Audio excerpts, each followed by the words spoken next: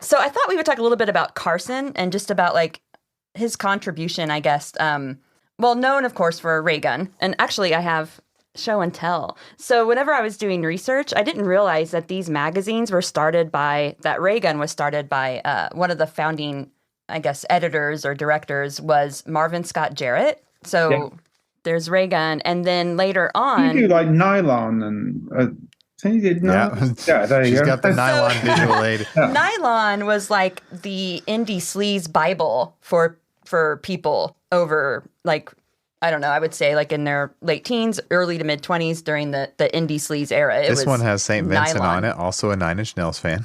Actually, yeah, Has I didn't even covered think them. about that. I just grabbed one, but this is from 2017, so this is more recent. This was before they decided to just become online only, and then wait. Speaking of Marvin, now if we can't fit this on screen because it's so oversized. The most cumbersome magazine. Marvin, named after himself, I guess. Kind of like what Jane Pratt did in the 90s after she left Sassy. But yeah, so Marvin, which this one features Trent Reznor, and it comes in this gigantic bag because it is not stapled. It's just loose leaf. folded. It's just loose leaf. Yeah. So they, I've Saves never on heard of staples. Marvin magazine before this. the only reason we Guess did he was wanted because his it name was on it by that point. Because everyone was like, "Oh, Ray Gun, that's the David Carson thing, right?" You know.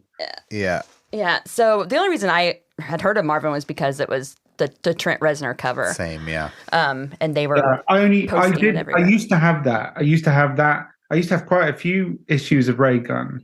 I remember. I can still remember the first time I ever saw Ray Gun when I was at university. Louise Flanagan, who was on my course, my graphic design course, showed it to me, and I was just, I didn't know what to make of it. It was, like a lot of people who first saw that magazine, I was just like, but you can't read some of it, and no, I loved it, like because when I did graphic design course, I kind of wanted it to be a bit more like illustration. I wanted to do things like my heroes were like Dave McKean, who was a kind of a graphic artist and a comic He book worked with artist. Neil Gaiman? Am I Yeah. thinking So of the same Dave person? McKean Okay. used to do Neil Ah, yeah. Gaiman. He did Arkham Asylum and Violent Places and all that with Neil Gaiman. And I just absolutely loved his stuff. That's what I wanted to do as graphic design. And, we got to a graphic design course where some of the tutors were from art backgrounds and pop art and things, and some were, wearing ties and, doing typography with rotring pens and things like that. And I just wasn't interested in that side of it. So I loved anything that had kind of texture, and still now, like I think what I loved about David Carson, and I would still say that's why I love Chris Ashworth's work and things like, Carl Cooper's Seven Things. I love anything where you can see process, like something that's been made. And it's the same for Nine Inch Nails records, right? Like if you think about the Fragile, how they created that in bits and pieces and then laid it up and found new experiments and re-recorded. And I just love anything like that has been through, where by the time you get to the end, you can barely remember what the pieces were at the beginning. Mhm. I just love anything like that, where it takes on its own kind of aesthetic because of process and because of mistakes as well. And you don't get that so much with like digital graphic design. Mhm. But people like Vaughan Oliver from V23, who did, all the Pixies and all the 4AD art, I don't think, even by the end of his career, I don't think he was using a Mac much. All his original stuff, which blows like graphic designers' minds now, he did it without Photoshop and without a Mac. Or I got to see him do a bit of a talk before he died, and he said, like, yeah, he still speaks to graphic design students now, and they go, oh, so what layers were those in Photoshop? And he was like, it wasn't Photoshop. It was traditional techniques using a PMT camera and photographic techniques and marking up artwork. And, there's something really beautiful and inimitable about that kind of work.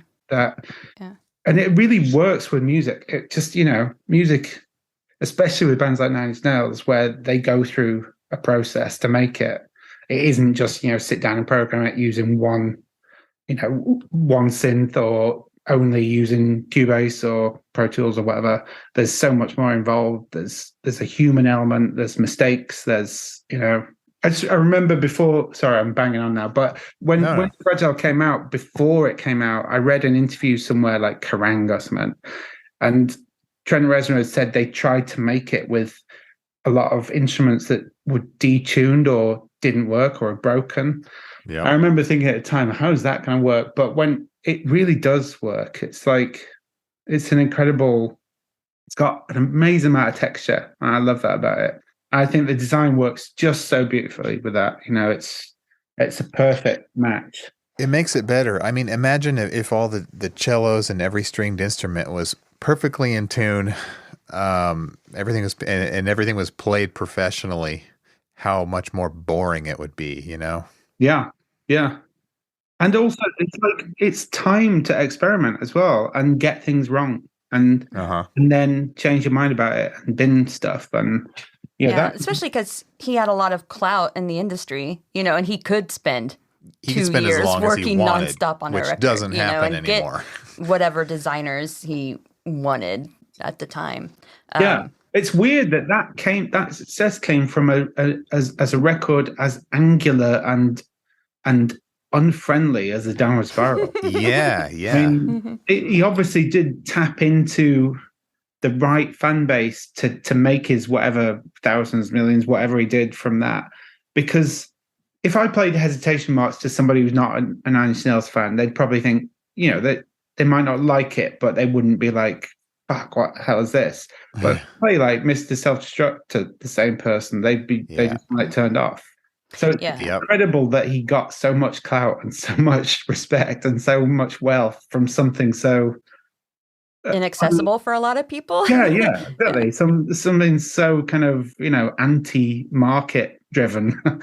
But that's what I love. But I guess that was a big gamble. It could have gone either way then, and he might not be the person he was today if that had gone the opposite way. But and he also had at the time like Jimmy Iovine really believed in him, and his abilities as a producer, and he also lucked out.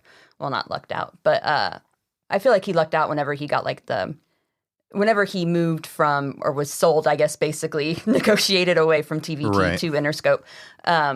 When he got his own label out of it, that allowed for more.